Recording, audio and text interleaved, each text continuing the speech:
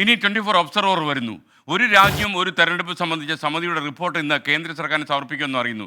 2029 ഒറ്റ തെരഞ്ഞെടുപ്പായി രാജ്യത്ത് തെരഞ്ഞെടുപ്പ് നടത്താനാണ് നീക്കം. ഇക്കാര്യമാണ് 24 ഒബ്സർവർ ബി ദിലീപ് കുമാർ വിശദീകരിക്കുന്നത്. ഗുഡ് മോർണിംഗ് ദിലീപ് കുമാർ, താങ്കൾക്ക് തുടങ്ങാം. Good morning S K N. രാജ്യം ലോക്സഭാ തെരഞ്ഞെടുപ്പിലേക്ക് കടക്കാനിരിക്കുകയാണ്. അതിനിടെയാണ് ഇപ്പോൾ നിർണായകമായ ഒരു നീക്കം ഇന്ന് ഡൽഹിയിൽ ഉണ്ടാകാൻ പോകുന്നത്.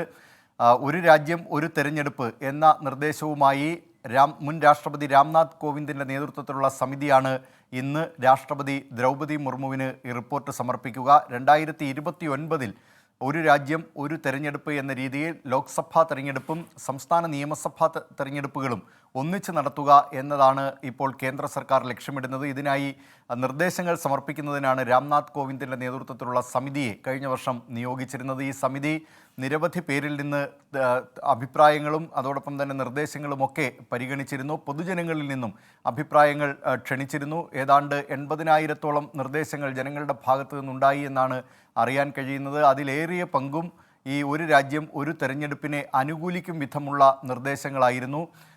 ഇതുമായി മുൻ ചീഫ് ജസ്റ്റിസുമാർ, അതോടൊപ്പം തന്നെ മുൻ നിയമ വിദഗ്ധർ, ഇപ്പോഴും ഈ നിയമരംഗത്തുള്ള പ്രഗത്ഭരായ ആളുകൾ, ഇവരിൽ നിന്നൊക്കെ ഇതുമായി ബന്ധപ്പെട്ട് ഈ സമിതി അഭിപ്രായം തേടി. രാജ്യസഭയിലെ പ്രതിപക്ഷ നേതാവായിരുന്ന ഗുലാം നബി ആസാദ് ഈ സമിതിയിൽ അംഗമാണ്. ലോക്സഭയിൽ പ്രതിപക്ഷ നേതാവായ ആധിർ രഞ്ജൻ ചൗധരി, അദ്ദേഹം ഈ സമിതിയിൽ അംഗമാണെങ്കിലും ഒരു യോഗത്തിൽ പോലും പങ്കെടുത്തിരുന്നില്ല. ഇലക്ഷൻ കമ്മീഷനോട് 2 തവണ നിർദ്ദേശങ്ങൾ സമർപ്പിക്കണം, നേരിട്ട് ഹാജരായി സമർപ്പിക്കണം എന്ന ആവശ്യം ഈ സമിതി ഉന്നയിച്ചിരുന്നു. പക്ഷേ തെരഞ്ഞെടുപ്പ് കമ്മീഷൻ നേരിട്ട് ഹാജരായില്ല. പകരം അഭിപ്രായങ്ങൾ ഇതുമായി ബന്ധപ്പെട്ട് അറിയിക്കുകയും ചെയ്തിരുന്നു.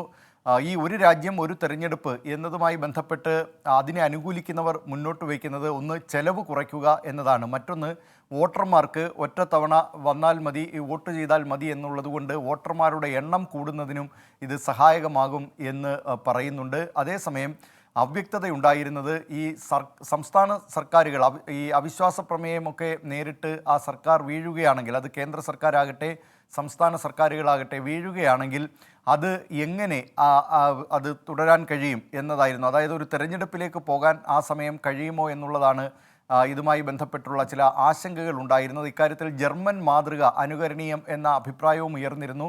പക്ഷേ ആ കാര്യങ്ങളൊക്കെ തള്ളിക്കൊണ്ടാണ് ഇപ്പോൾ അങ്ങനെ തള്ളിയ സാഹചര്യത്തിൽ ഒരുപക്ഷെ സംസ്ഥാന നിയമസഭകളിലൊക്കെ ഈ സർക്കാരുകൾ വീഴുകയാണെങ്കിൽ രാഷ്ട്രപതി ഭരണത്തിനുള്ള സാധ്യതകളാണ് ഉള്ളത്. ഏതായാലും 2029 ഇത് ഒരു രാജ്യം ഒരു തെരഞ്ഞെടുപ്പ് എന്ന രീതിയിൽ നടപ്പാക്കുന്നതിനുള്ള നീക്കമാണ് കേന്ദ്ര സർക്കാരിൻ്റെ ഭാഗത്തു നിന്നുണ്ടാകുന്നത്. അതനുസരിച്ചുള്ള ഒരു റിപ്പോർട്ടായിരിക്കും ഇന്ന് രാഷ്ട്രപതിക്ക് സമർപ്പിക്കുകയും ചെയ്യുക. S K N.